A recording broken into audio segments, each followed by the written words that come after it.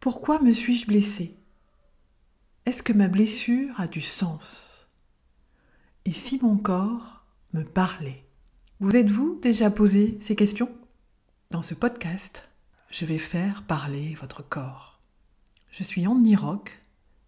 J'accompagne les sportifs et les moins sportifs à renouer avec la confiance après une blessure physique ou psychologique. Donner du sens à ces blessures, c'est optimiser le temps qui nous est imparti. Ce temps de pause imposé pour revenir sur les terrains de jeu, qu'ils soient pro, perso ou sportifs. Alors, comment donner du sens à sa vie? Car une blessure n'arrive jamais par hasard. Le hasard n'est que rencontre pour comprendre ce qui nous arrive.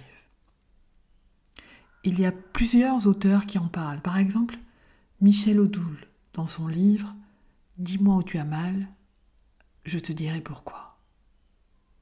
Les cris du corps sont les messages de l'âme, disait-il dans un de ses ouvrages. J'y crois fortement. Quand je vois plusieurs sportifs ou sportives se blesser régulièrement, se blesser au genou, à la cheville, au dos, pendant l'échauffement des JO, la veille des JO, le jour d'un grand match, je me pose la question sur leur état physique, bien sûr, sur leur état mental, évidemment, mais surtout sur leur état émotionnel.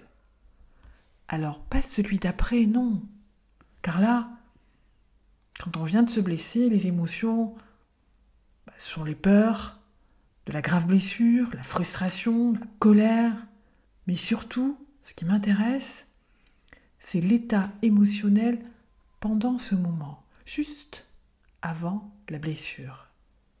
Alors, certains me diront, c'est la faute à pas de chance, ou encore, elle a marché sur le pied en retombant, oui, c'est vrai. Mais la fraction de seconde qui a précédé, quelle a été la pensée du moment? Je me souviens que mes plus grandes entorses aux chevilles étaient à des moments complexes de ma vie personnelle, à des réflexions sur mes choix. Tiens donc, n'est-ce pas ce que nous raconte Jacques Martel dans son livre ? Je vous sens dubitatif, mais je vous invite à faire un flashback sur vos problèmes de santé, car cela s'applique à toute problématique. J'ai fait le lien aussi avec mon cancer, et c'est criant de vérité. Notre corps nous parle de nos doutes, de notre chemin qui ne semble pas être le bon. Et ce temps de pause, qui est le temps de rééducation, de traitement, peut nous permettre, avec un retour sur soi, grâce à un accompagnement positif, constructif et bienveillant, de faire le tri dans notre passé, dans notre futur, mais surtout dans notre présent. Car c'est souvent dans ces moments de doute, pour notre avenir, que nous nous blessons. Partagez en commentaire vos expériences, je suis sûre que vous en avez plein.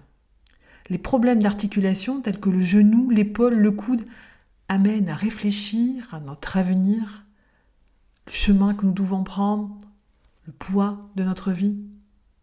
Quant à la hernie discale, elle parle de pression familiale, financière, professionnelle, ou encore les problèmes digestifs qui nous renvoient à nos émotions, à la digestion de nos émotions.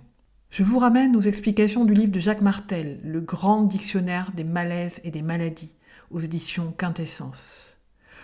Je vous mettrai en description de ce podcast toutes les références des livres que je cite. J'ai tellement d'émotions quand je vous parle de ces sujets car je revois les larmes qui coulent sur les joues des personnes que j'accompagne quand on aborde ces sujets. Ça me parle, me disent-ils, vraiment. Alors, que faire, me diriez-vous, pour l'éviter? Je vous donnerai quelques pistes, 3 en l'occurrence. La première, les pensées positives. Encore elles. Oui, quand on est plein de réflexions, c'est souvent que nous sommes remplis de négativité, de peur, d'agacement, de tristesse. Tout cela amène à la sécrétion de cortisol. Nous sommes des êtres chimiques, je vous le rappelle, acidifiant notre organisme et le rendant plus fragile. Ça vous parle ? Prenez le temps, chaque soir, avant de vous endormir, de lister 3 moments positifs de votre journée. Cela peut être le coucher du soleil à travers les branches d'un arbre, le sourire de quelqu'un que vous aimez. Cela permettra à votre sommeil d'être plus agréable et votre organisme d'être plus calme.